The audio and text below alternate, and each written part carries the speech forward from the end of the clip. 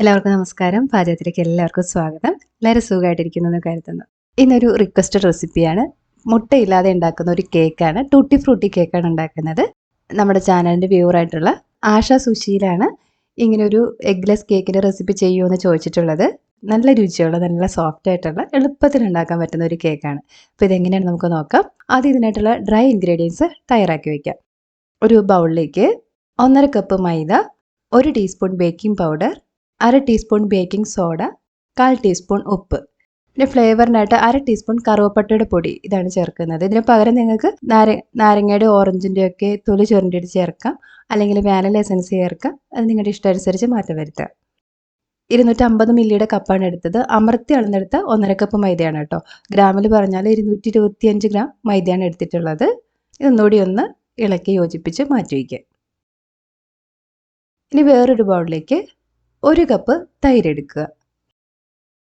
ഇതിലേക്ക് 1/4 കപ്പ് പഞ്ചസാര പൊടിച്ചെടുത്തത് ചേർത്ത് കൊടുക്കാം. അതായത് ഒരു 160 ഗ്രാം പഞ്ചസാരയാണ് ഇപ്പോൾ ചേർത്തിട്ടുള്ളത്. ഇനി 1/2 കപ്പ് എണ്ണ ഒഴിക്കാം.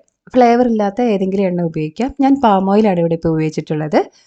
എണ്ണയ്ക്ക് പകരം ഉരുക്കിയ ബട്ടറോ അല്ലെങ്കിൽ നെയ്യോ ഉപയോഗിക്കാവുന്നതാണ്. ഇനി ഇത് നന്നായിട്ടൊന്ന് യോജിപ്പിക്കുക. ഞാനിതിലേക്ക് ചേർക്കാനായിട്ട് ഒരു 50 ഗ്രാം ടൂട്ടി ഫ്രൂട്ടി എടുത്തിട്ടുണ്ട്. കളറില്ലാത്ത ടൂട്ടി ഫ്രൂട്ടിയാണ്. പിന്നെ ഒരു 4-5 ചെറി ചെറുതായിട്ട് അരിഞ്ഞിട്ടുള്ളതും ചേർക്കുന്നുണ്ട്. ഇതിലേക്ക് ഇനി അരിച്ചു വെച്ച പൊടി ചേർത്ത് കൊടുക്കാം. ആദ്യം പകുതി ചേർത്ത് കൊടുക്കുക. ഇതോടൊപ്പം തന്നെ പകുതി ടൂട്ടി ഫ്രൂട്ടിയുടെ മിക്സും ചേർത്ത് കൊടുക്കുക. ഇങ്ങനെ പൊടിയുടെ ഒപ്പം ഇത് ചേർത്താൽ നമ്മളിത് ബേക്ക് ചെയ്യുമ്പോൾ ഈ ടൂട്ടി ഫ്രൂട്ടിയിൽ നിന്ന് അടിയിലേക്ക് താഴ്ന്നു പോകുന്ന ഒരു പ്രശ്നം ഉണ്ടാവില്ല. ഒരേപോലെ ഡിസ്ട്രിബ്യൂട്ടായി കിട്ടിക്കോളും. ഇനി ഇത് സാവധാനം യോജിപ്പിക്കുക. പൊടിയുടെ അംശം കാണാതാവുന്ന അത്രയും സമയം മാത്രം ഒന്ന് ഇളക്കി കൊടുക്കുക. ഇനി ബാക്കിയുള്ള പൊടി ചേർക്കാം. ടൂട്ടി ഫ്രൂട്ടിയും ചേർക്കാം. നന്നായിട്ട് യോജിപ്പിക്കുക. ഇനി ഇങ്ങനെ മിക്സ് ചെയ്യുമ്പോൾ നിങ്ങൾക്ക് ഇത് കൂടുതൽ ഡ്രൈ ആയിട്ട് തോന്നുന്നുണ്ടെങ്കിൽ 1-2 ടേബിൾ സ്പൂൺ പാല് ചേർത്ത് കൊടുക്കാവുന്നതാണ്. ഇപ്പോൾ നമ്മുടെ കേക്ക് ബാറ്റർ തയ്യാറായിട്ടുണ്ട്. ഇത് ബേക്ക് ചെയ്യാനുള്ള ടിന്നിലേക്ക് ഒഴിക്കാം. ഞാൻ ഇപ്പോൾ ഒരു ബ്രെഡ് ടിന്നിലാണ് ഇത് ബേക്ക് ചെയ്യുന്നത്. നിങ്ങൾക്ക് ഇഷ്ടമുള്ള ടിന്നിൽ ബേക്ക് ചെയ്യാം. അപ്പോൾ നമ്മുടെ ടിന്നിൻ്റെ സൈസ് അനുസരിച്ചും ഷേപ്പ് അനുസരിച്ചും ഒക്കെ ബേക്കിംഗ് ടൈമിന് വ്യത്യാസം വരാമെന്നത് ശ്രദ്ധിക്കുക. കുറച്ച് തവണ തട്ടി കൊടുത്ത ശേഷം നമുക്കിത് ബേക്ക് ചെയ്യാനായിട്ട് വയ്ക്കാം. പ്രീഹീറ്റ് ചെയ്തിട്ടുള്ള ഓവനിൽ 180 ഡിഗ്രി സെൽഷ്യസിൽ 40 തൊട്ട് 45 മിനിറ്റ് വരെയാണ് ബേക്ക് ചെയ്യേണ്ട സമയം. ഓരോ ഓവൻ്റെയും പ്രത്യേകത അനുസരിച്ച് ബേക്ക് ചെയ്യാനുള്ള സമയത്തിന് മാറ്റം വരാം. ഓവനില്ലാതെ സ്റ്റൗ ടോപ്പിലും ഇത് ബേക്ക് ചെയ്തെടുക്കാവുന്നതാണ്. ഇപ്പോൾ ബേക്കായിട്ടുണ്ട്, പുറത്തേക്ക് എടുത്തിട്ടുണ്ട്. കേക്കിൻ്റെ സെൻറ്ററിൽ ഒരു ടൂത്ത് പിക്ക് ഇൻസേർട്ട് ചെയ്യുമ്പോൾ അത് ക്ലീൻ ആയിട്ട് പുറത്ത് വന്നെങ്കിൽ കേക്ക് നന്നായിട്ട് ബേക്ക് ആയിട്ടുണ്ടെന്നാണ്.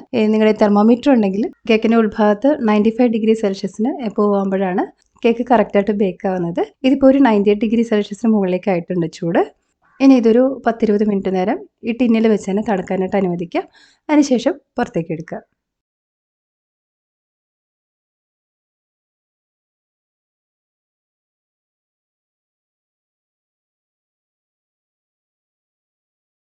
നന്നായി തണുത്ത ശേഷം നമുക്കിത് മുറിച്ചെടുക്കാം. അപ്പോൾ നന്നായിട്ട് തണുത്തിട്ടുണ്ട്. ഞാൻ മുറിച്ച് കാണിക്കാം.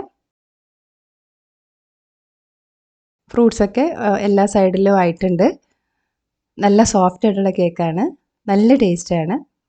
മധുരമൊക്കെ പാകമാണ്. നിങ്ങളും ട്രൈ ചെയ്ത് നോക്കണം കേട്ടോ. വളരെ എളുപ്പത്തിൽ ഉണ്ടാക്കാൻ പറ്റുന്നൊരു കേക്കാണ്. നിങ്ങൾ ട്രൈ ചെയ്ത് നോക്കിയിട്ട് നിങ്ങളുടെ ഫീഡ്ബാക്ക് അറിയിക്കുക. വീഡിയോ ഇഷ്ടപ്പെടുവാണെങ്കിൽ ലൈക്ക് ചെയ്യാനും അത് മറ്റുള്ളവർക്ക് യൂസ്ഫുൾ ആവുമെങ്കിൽ അവർക്കായിട്ടൊന്ന് ഷെയർ ചെയ്ത് കൊടുക്കാനും മറക്കരുത്. നമുക്ക് വീണ്ടും നല്ലൊരു റെസിപ്പിയിലൂടെ കാണാം. അതുവരെ നന്ദി, നമസ്കാരം.